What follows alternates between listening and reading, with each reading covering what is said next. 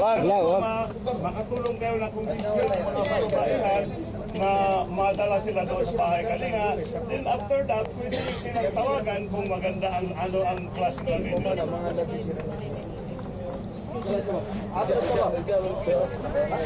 Ang balak namin ay nagkaroon kami ng parang mga official namin kung ano ang napag-usapan nila. Mayroon pa tayong istirahaw sa kanila.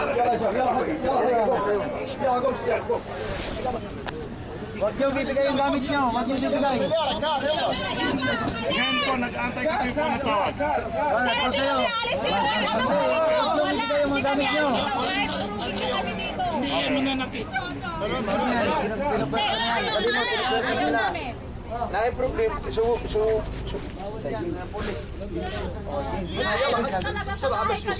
Maniwala ko kayo sa akin. Wala na po talaga. Pinapasa kayo. Ang mahirap po kasi na lang bukas. Pagdating sa bahay kanina, okay, pero hindi na po pwede bukas lahat ng tao doon. Ang sabi ko doon sa Alcobar, bakit hindi kayo pumunta doon sa bahay Kalinga din? Sir! Makinig ka muna. Makinig kayo. Galit na nga ho kami ng kayo. Galo class na nandiyan yung bahay Kalinga. Saan na kami patatakboy? Sa kawalan? Ilang beses na kami dinala sa istira. Ano yun? Kami nakikiayon kami sa inyo sa gusto ninyo. Pero marami mga palso. Pagdating niyo sa bahay Kalinga, Problema na hindi ko pwede namin. pagdating niyo sa bahay Kalinga, tawag kayo kung saan kayo tatawag. Kung hindi maganda ang lagay ninyo, sa mga ninyo.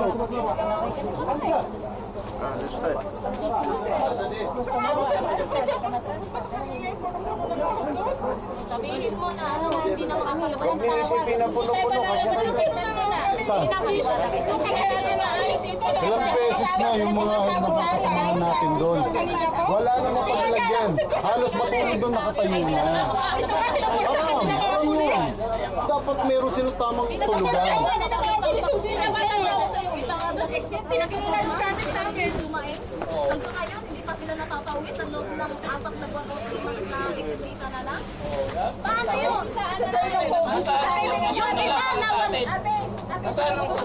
yung iba na walang papel, bakit nyo napapauwi?